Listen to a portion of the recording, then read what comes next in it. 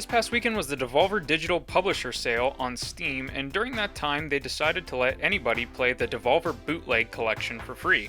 Devolver Bootleg is a collection of retro-style bootleg versions of some of Devolver Digital's most popular games. Ever since they announced Devolver Bootleg during the Devolver Direct at E3, I liked the premise and wanted to get my hands on it. I love a number of games that Devolver publishes, and I thought this idea was pretty unique and creative. Seeing as it was free for a limited time, this was the perfect time to jump on in. It starts up on an old PC launcher window where you get to select which game you want to play. There is a total of 8 bootleg games to choose from. Each of the games are based off Enter the Gungeon, Hotline Miami, Ape Out, Downwell, Luftrausers, Absolver, Gato Roboto, and Piku Niku. Each of these bootlegs are bite-sized retro-style games that are pretty short and replayable. I was able to experience all of the games in about 2 hours. I'm a big fan of Enter the Gungeon and Hotline Miami, so those were the 2 games that I gravitated towards the most. I enjoyed playing through what boils down to demake versions of those games. Both are top-down shooters, and each game tried to apply mechanics from the original games, such as a dodge roll from Enter the Gungeon or throwing weapons from Hotline Miami. Ape Out Jr. plays like a 2D platformer where you have to take out enemies, collect bananas, and reach a goal elevator.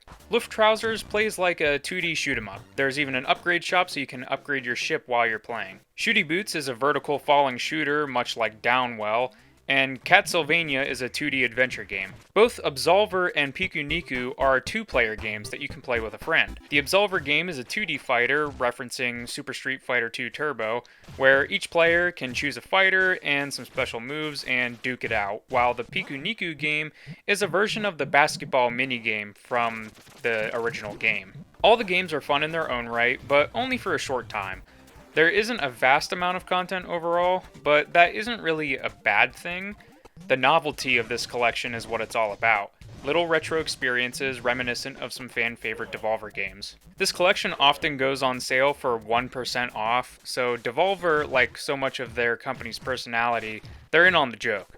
Full price, this game is only $5, so the price to buy in and experience these smaller bootleg versions of their games is not going to break the bank. The games are very much designed as retro games. If you like playing retro games and can tolerate many level restarts and limited mechanics, then you will probably enjoy your time with the collection. I'd also say it's worth picking up if you're into Devolver Digital and the titles that they publish. There's enough fun to be had with these titles, especially if you have a favorite game that is included in the collection. However, if you're not a fan of either retro games or Devolver Digital games, then there really isn't any reason to pick up this collection.